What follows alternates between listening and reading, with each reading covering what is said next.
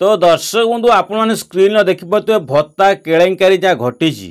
भत्ता पाऊना योग्य हिताधिकारी हाथी अयोग्य हिताधिकारी माने कौन असहाय लोक मिलूना भत्ता टंका जो अयोग्य लोक मान बेसिकाली प्राधिकरण कराने की बहुत सारा समस्या आसी आप देखिए कहीं एने की गोटे पंचायत रे एने की बहुत सारा अभियोग आसी जो माने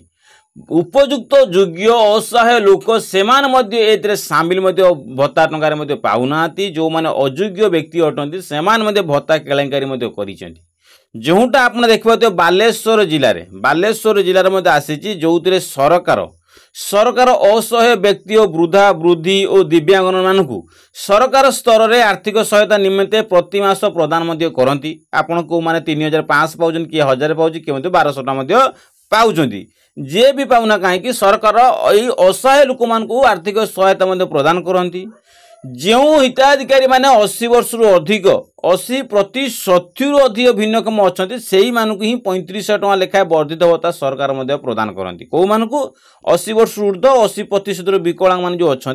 से ही हिताधिकारी मानक 3500 टଙ୍କା लेखे होते से ही मानक 3500 टଙ୍କା सरकार प्रदान कले केबे प्रदान कले ना जनवरी मास 15 तारिख जनवरी मास 15 तारिख लागू करते जो 4,70,000 लोक संपृक्त हेले 60 लाख रु 4 लाख संपृक्त हेले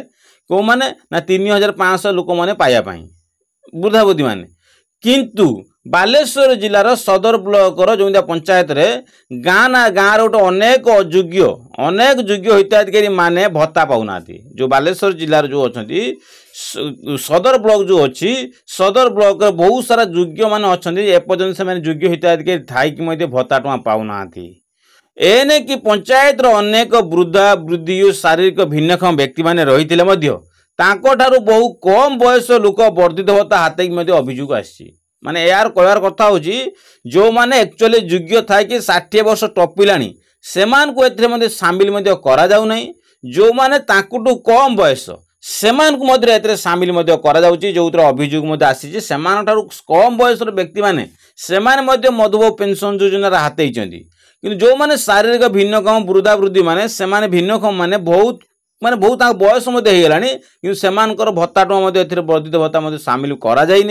कहीं मुझे संपूर्ण तथ्य देमी कौन अभियोग आसी एने कि सरकार प्रशासन जो कौनटा हाथी कौनटा एने अभियोग जो दाखल कर कौनटा कहीं आप जानते प्रति पंचायत प्रति ब्लॉक रे अधिकारी मानक नोटिस जारी करा जो सरकार कलेक्टर नोटिस जारी कर ऑल कलेक्टर नोटिस जारी कर कलेक्टर प्रति पंचायत रे प्रति ब्लॉक रे कौन कर इनक्वारी चली प्राय देखिए इनक्वारी हम जो इनक्वारी सर्वत में ऑल डॉक्यूमेंट वेरिफिकेशन हम फिजिकली वेरिफिकेशन करा को जीवित अच्छा कि नहीं एक्चुअली जीवित अच्छे से फिजिकल वेरिफिकेशन करा लोक एक्चुअली आधार कार्ड भोटर कार्ड ठीक ठाक अच्छी कि नहीं एक्चुअली ये पाइबा हक कि नहीं 3500 टଙ୍କା सबूर इनक्वारी सरकार कराऊँ जो आपण ग्रामांचल ये सबूर अभियोग आसी आपण एरिया इनक्वारी हो तो एने कि कमेंट बॉक्स निश्चित कहे कि आपण एरिया इनक्वारी हो कि नहीं देखो पंचायत अनेक वयस्क व्यक्ति 2024 भोटर लिस्ट रे देखो 2024 जो पूर्व वर्ष 2024 भोटर लिस्ट रे बयस था 58 रु 61 वर्ष मध्य होता बेले मैंने पाखापाखि से कहते 58 रु 61 बयस पाखापाखि होता बेले 2025 मसीहा मे मास बेलू ये गोटे वर्ष देखो 2024 आ 2025 गोटे वर्ष माने मे मास सुधा से बयस 80 वर्ष रु अधिक हो जाए माने से माने मास बेलू कौन हो 80 वर्ष रु अधिक होता नजर मध्य आसी माने मे मास सुधा से बयस केते वर्ष आसी ना 80 वर्ष अधिक नजर मध्य आसी 80 वर्ष होगा ये नजर कर देखो तेना आप 2024 एति बयस 2025 बेलू 80 वर्ष होगा ना तो ये नजर आपड़ कहीपे केते जालियाती किए करुच्ची एम सहित किए संपृक्त अच्छी कहीं मेन हूँ भोटर कार्ड जालियाती करई किए जदि भोटर कार्ड जालियाती कराला वेरिफिकेशन कराइला किए कौ अधिकारी वेरिफिकेशन कर संपूर्ण तथ्य मुझे आपको भिडियो जनइबी ता सहित भूल प्रमाणपत्र दे चंचलता कर सरकार वर्धित भत्ता 3500 टଙ୍କା लेखाएं नहीं अभियोग होती माने भूल भत्ता टଙ୍କା माने से भूल प्रमाणपत्र देकी सरकार तरु वर्धित भत्ता 3,500 टଙ୍କା